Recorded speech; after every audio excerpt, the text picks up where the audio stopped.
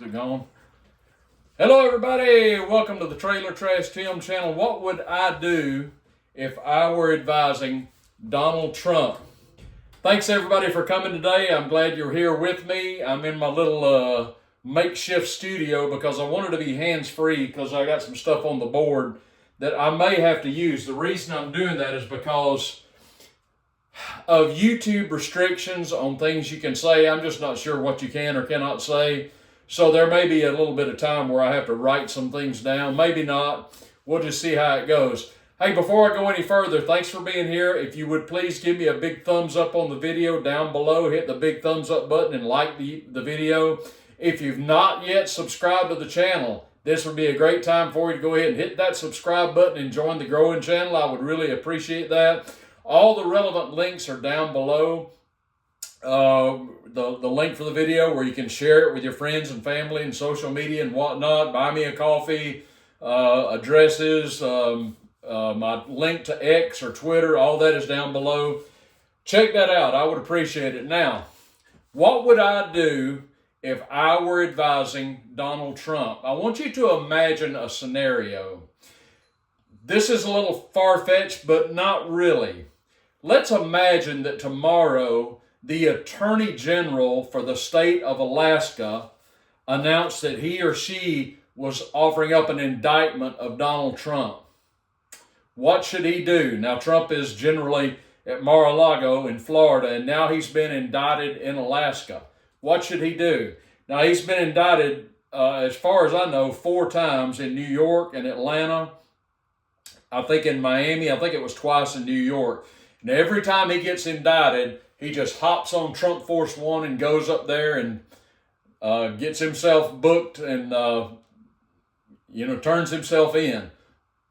What if this thing began to snowball? What if he got indicted in Alaska, in Minnesota, in Maine, in Hawaii, in California? What's he going to do? If he gets indicted in all 50 states, is he just going to start burning jet fuel and going to all these places and turning himself in? Is that a good strategy? If I were advising Donald Trump, I would say, no. Here's what you want to do. If Trump were indicted, or when Trump is indicted in these various places over these bogus charges, as in Georgia, where he's indicted by Mrs. Butterworth. Mrs. Butterworth is otherwise known legally as Fannie Willis. If Trump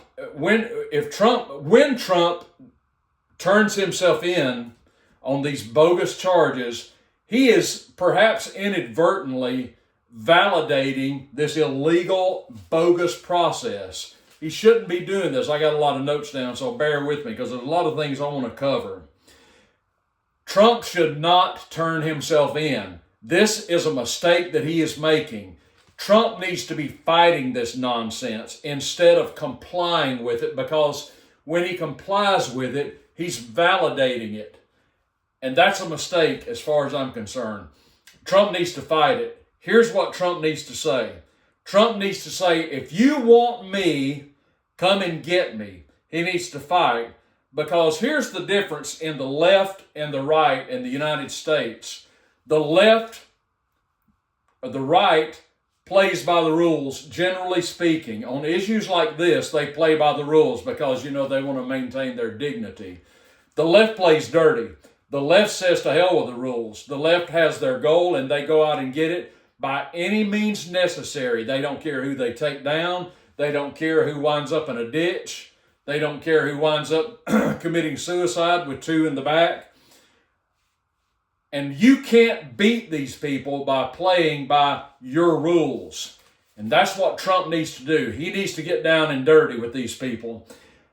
That's the problem with the right. We just don't fight. And Trump filled his first administration with non-fighters. Hello, Jeff Sessions. Hello, William Barr. These were all leftover, warmed over bushies who didn't have a fight anywhere in them. They didn't care. They were part of the problem. But this is what Trump needs to do.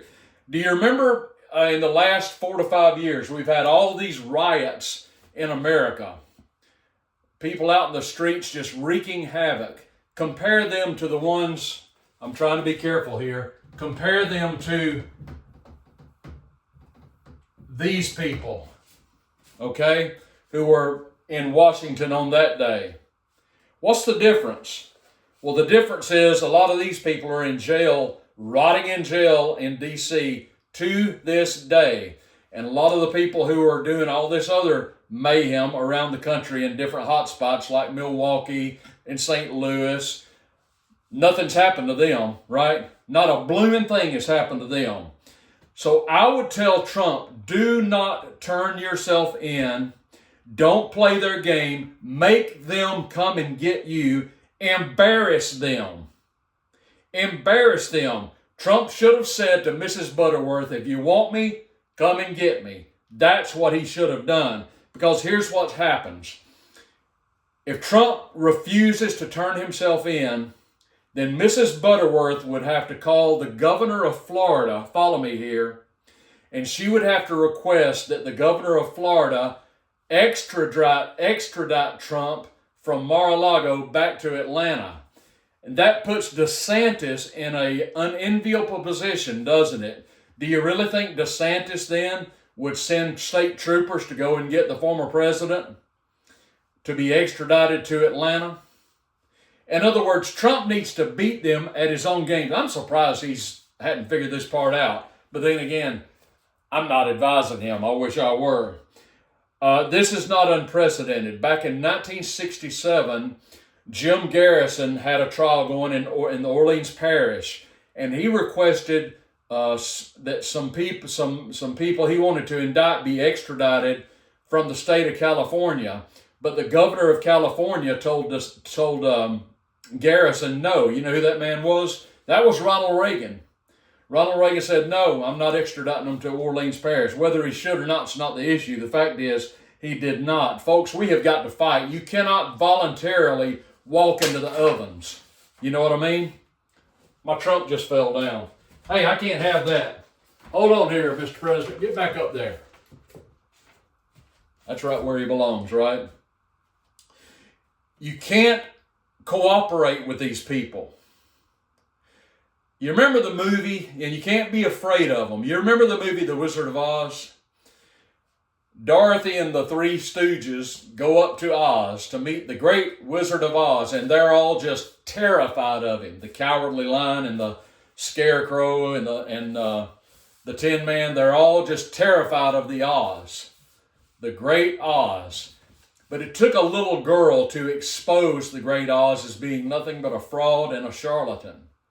That's what needs to happen here. People, the American people, have got to stop being afraid of the left and this woke mob. We have got to fight, grow a spine, and fight back. When these people come with their indictments, we have got to fight them and say, no, we won't comply. If you want us, come and get us. That's what needs to happen. Do you remember Alexander Solzhenitsyn? Alexander Solzhenitsyn was a political dissenter and an anti-communist back in the old Soviet Union. Alexander Solzhenitsyn wound up in the gulag with some of his friends, and he would later write about his regrets for not fighting. And they were all just rounded up and taken to the gulag. And that's what's happening here in America. We've got so many people who won't fight. And if you won't fight, you're going to lose. You know, you can't just be straighten your necktie and be dignified and think you're going to beat these people. It doesn't work that way, folks. The left in America has captured the educational institutions.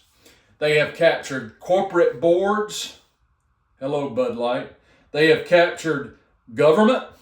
They've captured our schools. They've captured the media. They've even captured a lot of churches in this country. While the American people just, by and large, let it happen. We just sit back and we don't fight.